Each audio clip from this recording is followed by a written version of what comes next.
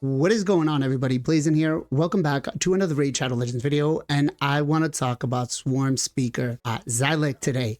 Sorry, my voice is not too great, but I'm going to try to do my best. Now, if you enjoyed the content in this video, make sure to hit that like button down below. Make sure to hit that subscribe button. And in the pinned comment, we've got a sponsor for the channel that could earn you a monthly gem pack. So check that out.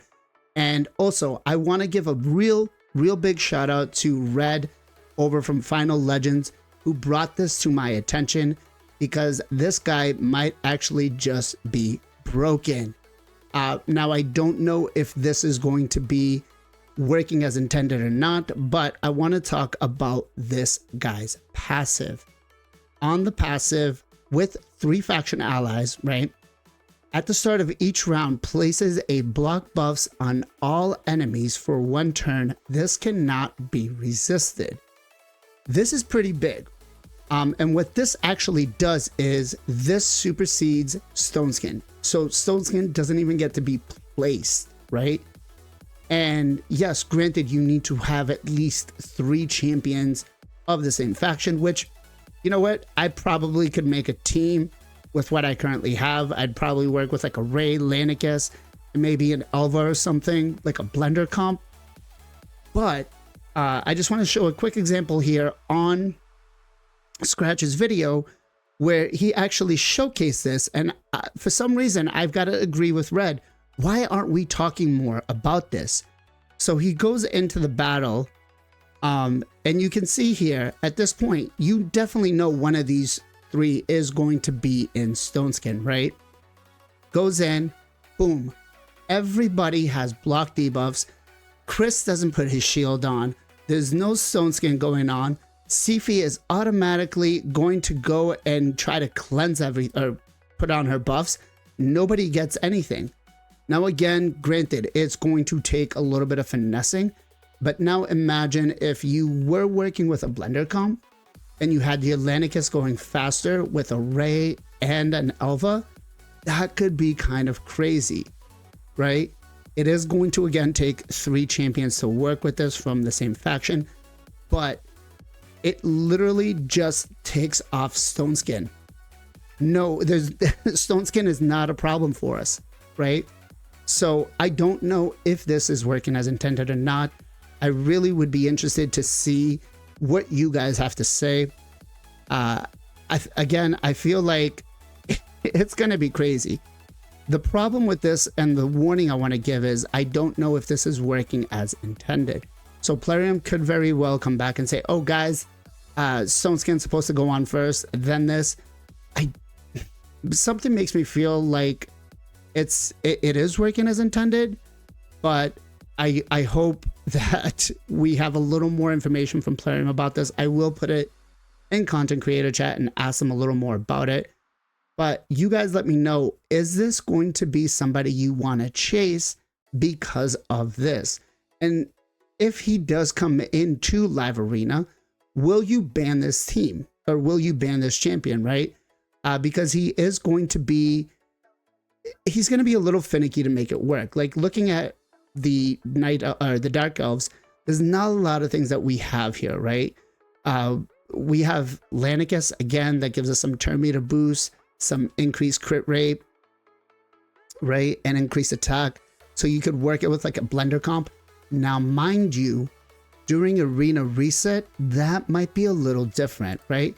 We have Elva on the A1, pretty solid, right? A2 will block revive somebody. So if they're not building their champions with like any sort of reaction and we knock it out, is done, right? You have Ray that's got a pretty solid A1 with decreased defense on everything. It's AoE. So, you know, you could definitely work with like a bomb comp. I do have Fatalis Blade Master, so maybe he could come in for longer fights. The thing that this faction is really lacking is a good support. Blind Seer, as much as I would love to say and have said that she is a great champion, does kind of need to be brought up a little bit to a 2024 level.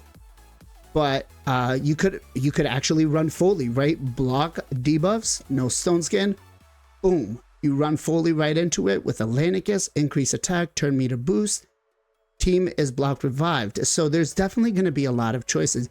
You guys also in the comments down below, let me know what you think. What kind of team would you run here, right? Do we have any epics that we could bring in? You could bring in a Luria, right? Because she's got a block revive. I think it's on her.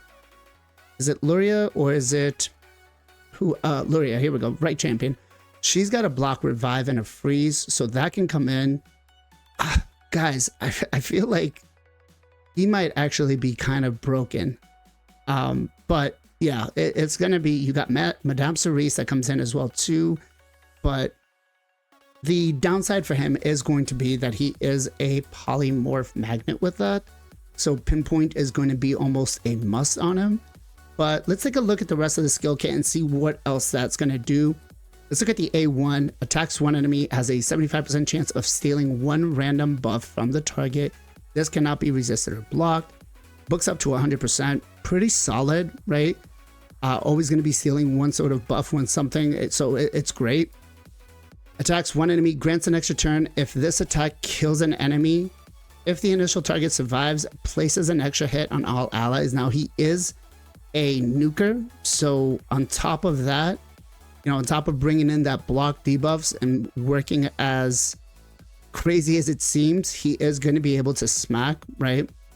With the A2, attacks one enemy 2 times. The damage inflicted by this skill is increased by 10% for each time an enemy receives a buff or a debuff, sorry. Damage increases resets each time the skill is used.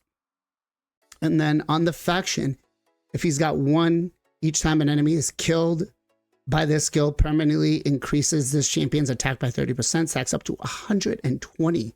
Wow. Imagine what that would do in Hydra, right? Or long-term battles. I'm guessing that this would stack across multiple, rounds, right? The 2 faction guardians, if the target is killed by this skill, resets the cooldown of this skill and fills this champion's turn meter by 50%. With 3 faction allies, has a 50% chance to attack an enemy with the skill whenever an enemy attempts to place a buff. Can occur once per turn, and that becomes down to a 3-turn cooldown. I mean, as a nuker himself, I'm sure that this is going to be very crazy, right? And then looking on the passive, he does have a little more juice to him. Will ignore 20% of the target's defense if they have no buffs. So off the bat, once he's placing that and you work with some sort of ally attack, he is going to have that 12% automatically built in there with Hem Smasher, along with Savage or whatever else you want to build him with, or Slayer, 35% for that one. So you're going to have a pretty good match. So on the passive, when there's one faction ally, receives 15% less damage from enemies that have any buffs, right? Which I guess may be okay if he does, if they survive more than that first turn. Allies receive 30% less damage from enemies that have no buffs. That is going to be huge. That is an automatic, I guess, ally protection, right? 30% less damage. That's big. When this champion or an ally removes or steals a buff from an enemy, this champion's next skill will deal 50% more damage. Holy crap. That is huge. Huge, huge, huge. And then, like we said earlier, this part right here at the start of each round places the block buffs. Being able to not have to worry about stone skin anymore. Guys, no stone skin, no pinpoint, nothing, no buffs that come from gear sets are going to matter with this guy. So you let me know, what kind of combinations would you guys use him with? I want to hear everything down below.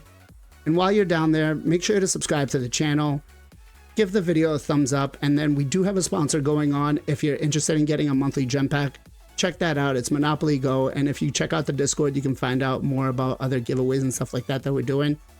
If you have some time, swing by on Sunday, 2 p.m. EST for the Knights of Plarium podcast, where we talk everything Raid Shadow Legends. Talk about the good, the bad, and the ugly. And as always, guys, much love, much appreciation. be safe, be well, be good to each other. I'll catch you guys next time.